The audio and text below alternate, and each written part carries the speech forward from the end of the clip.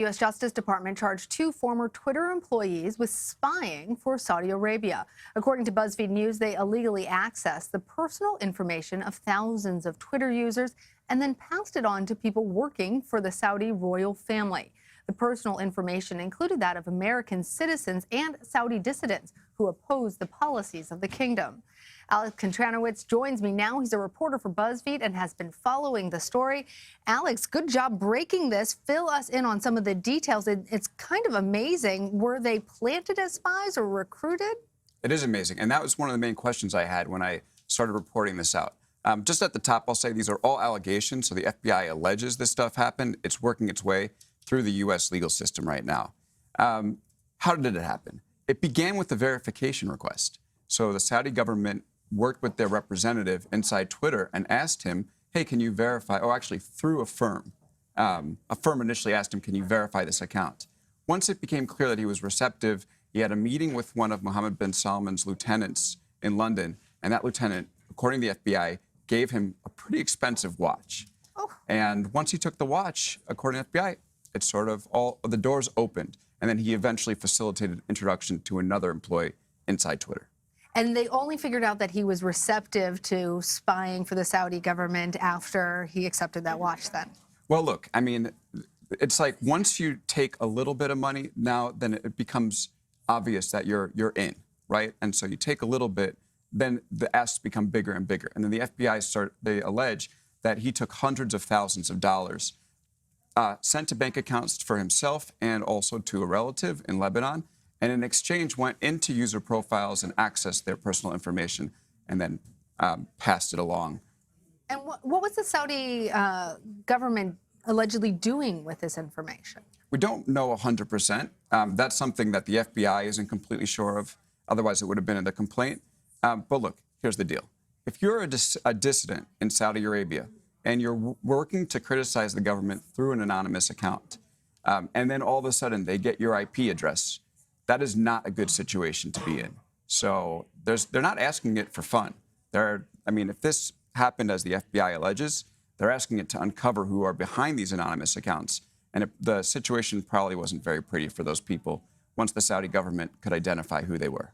And I'm wondering if it has had the effect of quashing some of these voices of dissent on Twitter. Certainly when you speak to dissidents who criticize Saudi Arabia before these allegations, there was a sense that before them, you could speak openly and freely and put your gripes with the government and ahead on Twitter in a way that you couldn't because you were anonymous. There's no requirement to use your real name on Twitter like there is on Facebook.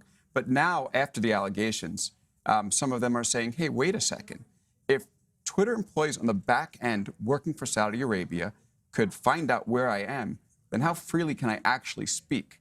You know, it's almost like once that information comes out, you might as well be using your real name on there. So there's definitely a potential chilling effect. Again, working its way through the legal system, but even the allegations themselves have an effect on the dissidents. And Alex, how is Twitter responding to this, and what is this teaching us about how Twitter protects its data and its users? It's a great question.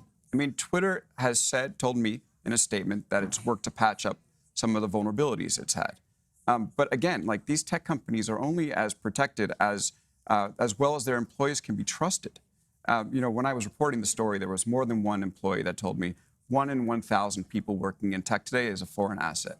Now, is that true? I don't know, but say that one more time there are more than one person told me that 1 in 1,000 tech employees is a foreign asset. It's probably exaggerated a little bit, but to think that these two guys, if they are guilty of what the FBI alleges, were the only two, or there potentially no others, would be misguided. I mean, if you think about these employees, they can give governments information that other governments, traditional spying, never could, because there are hundreds of millions of people, billions of people using social media. They speak freely on social media.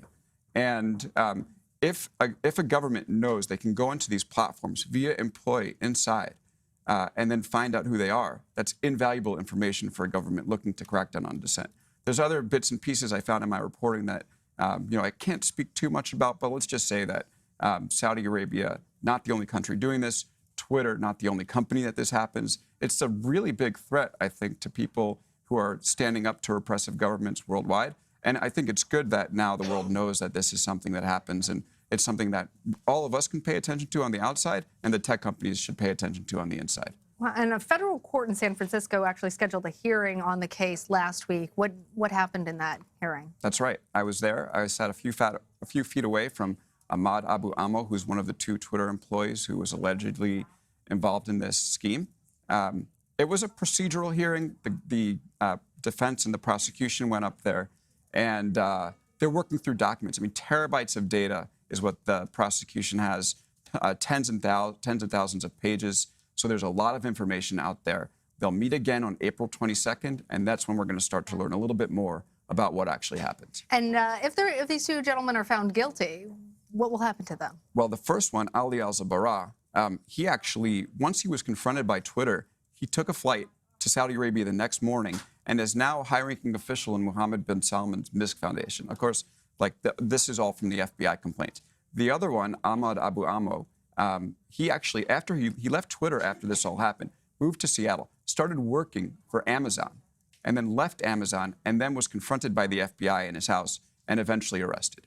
So he's going through the legal system now, and we'll see what happens. But look, I mean, I think if they find him guilty of acting, he's accused of being a foreign agent for, an illegal agent for a foreign government without registering, right? So you don't want to be found guilty of that. It won't be pretty for him if that happens. But again, this is, I mean, the cool part about living in the U.S. is you go through the court, you see what the evidence is for, what the evidence is against, and then our legal system will make the decision. So that's something I know I'll be following as it works its way through the legal court in San Francisco over the next couple of months. This is some jaw-breaking or jaw-dropping reporting. Alex Contreras, thank you.